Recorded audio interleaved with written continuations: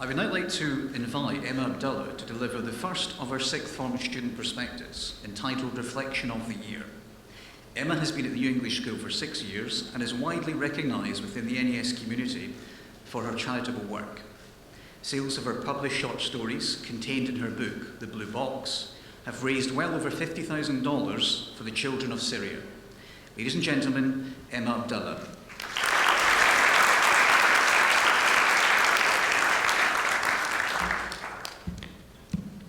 Ladies and gentlemen, good evening. Until I was around 9, I thought adults couldn't cry. I'd never seen a grown-up cry, so I thought that there came a point in our lives when our tears were taken away or deactivated. I wasn't quite sure how it worked, but I told myself that I'd probably wake up one morning and there'd be some kind of light and a sound, and my tears would be taken away, and I'd know how to cook, drive, pay taxes, and I'd have everything figured out. The more I grow up and understand that I am doomed to being a terrible cook forever, and the more I see the sixth formers dance in the common room and struggle to use a microwave, the more I tell myself that perhaps we never really become adults. Maybe life isn't as simple as the 9-year-old I was thought it would be. There is no such thing as waking up with a poof and bang and the answers to all the questions of the world. I realize that we're actually growing up every day, making mistakes and trying to get just a little bit closer to whatever an adult actually is. But today I can still stand here and warn my year 7 self that Miss Skipper does not give the same Battle of Hastings test to all her classes. Tell my 14-year-old self that year 9 options aren't the end of the world, that photosynthesis, strangely enough, has absolutely nothing to do with taking pictures, that you will shake regardless of how many times Miss Craig tells you you are under examination conditions, that the sixth former who told me year 12s get free pizza was lying, and that even with a university degree, Mr. Lawrence's math tests will still be the hardest things in the world. I like to think that we're all made of little pieces of the places we have been. That somewhere inside of all of us is a little box, and that we fill it with little bits of passion, little pieces of memories, of smiles, of people. Somewhere inside of all of us is this little NES village. And I like to think that we take it with us, wherever we go.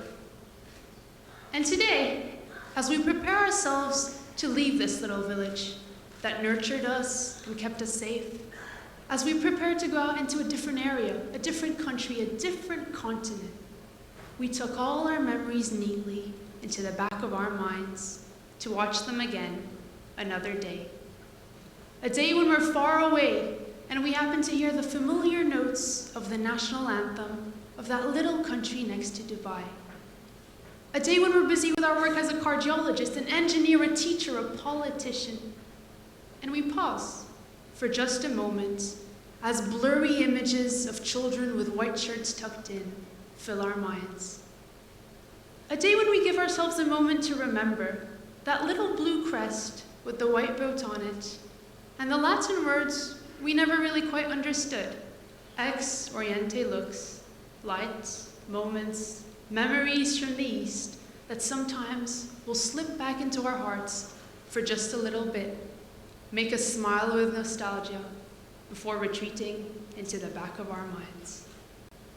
I would be remiss if I addressed the class of 2015 without mentioning the wonderful people who work behind the scenes to make all of it possible.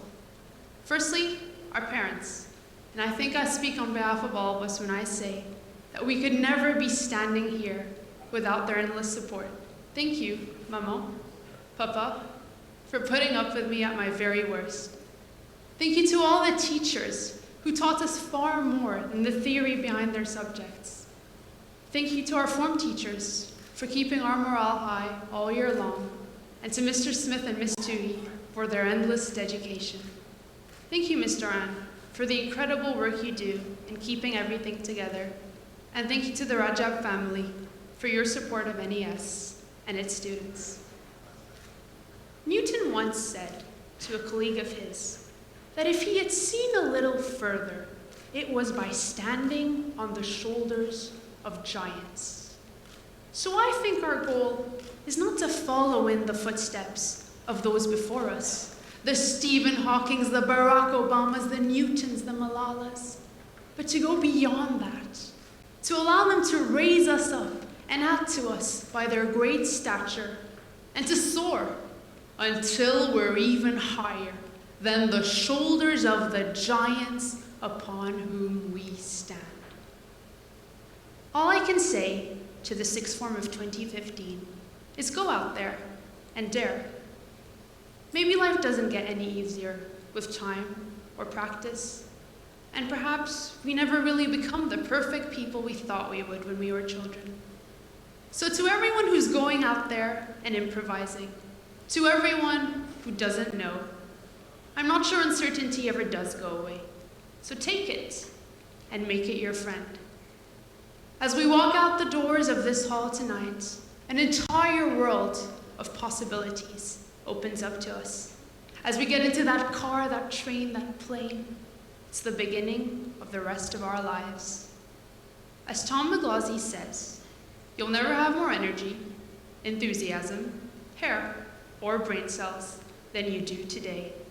So sixth form of 2015, I hope you're ready to go out there and shape the world.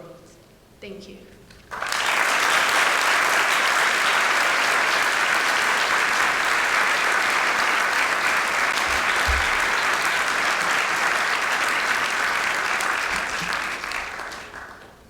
Thank you, Emma.